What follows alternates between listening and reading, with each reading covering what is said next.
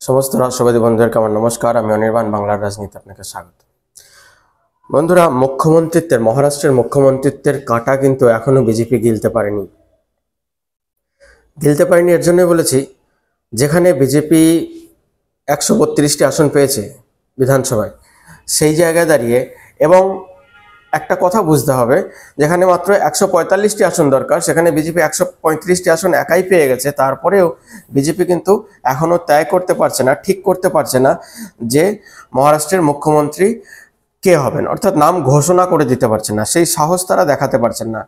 কেন সেই সাহস দেখাতে পারছেন না সেটা ঠিকঠাক পরিষ্কার নয়।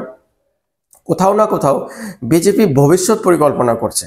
বিজেপি লং টার্মে অন্যান্য যে স্টেটগুলো রয়েছে, অন্যান্য রাজ্যগুলি রয়েছে, সেই রাজ্যগুলিকে তাদের বিজেপির যে ছোট ছোট অ্যালায়েন্স পার্টনার আছে তাদেরকে মেসেজ দেওয়ার জন্য, এবং 2029-এ এবং তাছাড়াও আগামী যে বিধানসভাগুলো রয়েছে, যেমন 2025-এ বিহারে রয়েছে, এদিকে দিল্লিতে রয়েছে, এই বিধানসভাগুলিতে বিশেষ মেসেজ দেওয়ার জন্য বিজেপি কিন্তু হুট করে কোনো সিদ্ধান্ত নিচ্ছে না। দেবেন্দ্র ফডনবিসকে আমরা বলতে শুনেছি যে আমি এখন অনেক ভেবেচিন্তে কথা বলি, আগের মতন হুট করে কথা বলি না। মানুষ বয়সের সঙ্গে সঙ্গে ভেবেচিন্তে কথা বলতে শুরু করে, কিন্তু ভেবেচিন্তে কথা বলি অর্থাৎ দলের মধ্যে থেকেও তার কাছে সংকেত পরিষ্কার নয়, তাকে সবকিছু বলতে বলা হয়নি, অর্থাৎ এখনো ধৈর্য ধরতে বলা হয়েছে। যেটা মোটামুটি আর 13 জন এমএলএ হলেই সরকার গড়া যাবে, সেই জায়গায় দাঁড়িয়ে কেন 13 জন এমএলএ সাপোর্ট নিচ্ছে না, যেখানে নির্দল রয়েছে, বিভিন্ন রয়েছে, এমনকি শিন্ডে সেনা যেটা শিবসেনা, তারা কিন্তু বেরিয়ে পালিয়ে যেতে পারবে না, বা অজিত পাওয়ার বেরিয়ে পালিয়ে যেতে পারবে না, যা মহারাষ্ট্রের রাজনৈতিক পরিস্থিতি। কারণ বিরোধীরা এমন কিছু আসন পায়নি যে তাদের সঙ্গে গিয়ে গঠবন্ধন বা জোট সরকার তৈরি করা যায়, সেই ধরনের আসন পায়নি, তো পালিয়ে যেতে পারবে না। তবুও বিজেপি কেন ফুক কদম রাখ রही है, समझ नहीं आ रहा। একটু কিন্তু বুঝতে পারছি যে কেন বিজেপি তারপরেও, কারণ বিজেপি 2019-এ বিরাট ভুগেছে এই অ্যালায়েন্স পার্টনার নিয়ে, মহারাষ্ট্র ভুগেছে সঙ্গে।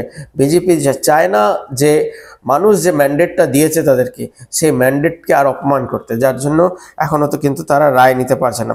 এবং তার সঙ্গে সঙ্গে যদি মুখ্যমন্ত্রী দেবেন্দ্র ফডনবিস হন, তারপরেও কিন্তু 2.5 বছরের জন্য মুখ্যমন্ত্রিত্ব নেবেন, সে কথা কিন্তু বিজেপি আগেই ঘোষণা করেছে। আর বাকি 2.5 বছর, শেষ 2.5 বছর, এটা কিন্তু ওই একনাথ শিন্ডেকে দিতে হবে, অর্থাৎ শিবসেনার একনাথ শিন্ডেকে দিতে হবে। এর পিছনে অন্য একটা রাজনীতি আছে। এবং মুখ্যমন্ত্রী যখন দেবেন্দ্র ফডনবিস হবেন, তখন যে 2 জন ডেপুটি সিএম হবেন, একজন অজিত পাওয়ার, তিনি জন্মসূত্রে এই ডেপুটি সিএম হওয়ার বরদান পেয়েছেন। অজিত পাওয়ার অনেকবার ডেপুটি সিএম হলেন এই নিয়ে, অজিত পাওয়ার। আর এদিকে একনাথ শিন্ডে কিন্তু ডেপুটি সিএম হতে চাইছেন না বা হবেন না, তার দলের কোনো একজন এমএলএ কে বা বিধায়ককে তিনি এগিয়ে দেবেন এর জন্য, কারণ তিনি অপেক্ষা করছেন ওই 2.5 বছরের মুখ্যমন্ত্রিত্বের জন্য। শেষ 2.5 বছর রাজনৈতিক পরিস্থিতি কি হবে এখনই বলা যায় না, কারণ প্রত্যেকদিন রাজনৈতিক পরিস্থিতি বদলায়। যদি উদ্ধব ঠাকরের শিবসেনা যে 18 জন এমএলএ রয়েছে, তারা যদি বিজেপিতে যোগদান করে, তাহলে কিন্তু রাজনৈতিক পরিস্থিতি আবার অন্য মোড় নেবে। তবুও মনে করা হচ্ছে শিবসেনাকে বিজেপি তার শেয়ার দেবে, অর্থাৎ 2.5 বছরের মুখ্যমন্ত্রিত্ব দেবে। শিবসেনা, উদ্ধব ঠাকরের গুট যেটা আছে, তারা বিজেপিতে যোগদান করার কথাবার্তা কেন চলছে? কারণ এরা এই যারা শিবসেনা আছেন, এরা আসলেই তো হিন্দুত্ববাদী ভোটারদের নিয়েই নাড়াচাড়া করেন, হিন্দুত্ববাদী ভোটার এবং হিন্দুত্ববাদী কথাবার্তা নিয়ে নাড়াচাড়া করেন। তারা বুঝতে পারছেন, আমরা যদি এই শিবসেনার এমন হালাত উদ্ধব ঠাকরে, আমরা যদি এই বিজেপির সঙ্গে না যাই বা আমাদের বিচারধারার থেকে বেরিয়ে আসি, তাহলে কিন্তু পরবর্তীকালে আমরা কখনো বিধায়ক নির্বাচিত হতে পারবো না।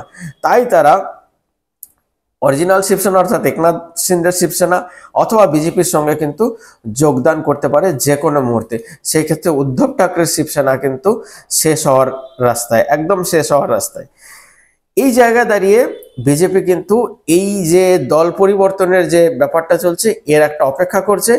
আর বিজেপি একনাথ শিন্ডেকে সিএম বানাতে চাইছে একটাই কারণে, তার একটাই এক এবং অন্যতম কারণ হচ্ছে গিয়ে অন্যান্য আনেওয়ালা আগামী দিনে যে ইলেকশনগুলি আসছে, নির্বাচনগুলি আসছে, সেই নির্বাচনগুলিতে যাতে বিজেপির অ্যালায়েন্স যারা থাকবে, অ্যালায়েন্স পার্টনারকে সঠিক মেসেজ দেওয়া, এবং বিজেপির যে 240টি আসন আছে, অর্থাৎ 272টি নেই সংসদে, এই সংসদে 272 না থাকার জন্য তাদের যে বিরোধীদের চাপে পড়তে হয়, সেই চাপে যাতে না পড়তে হয়, যত একের পর এক বিধানসভা জিতে আসবে তাদের সেই চাপটা রিলিজ হয়ে যাবে। যেমন হরিয়ানার নির্বাচন জেতার সঙ্গে সঙ্গে বিজেপির অনেকটা চাপ, সংসদে চাপ রিলিজ হয়ে গেছে।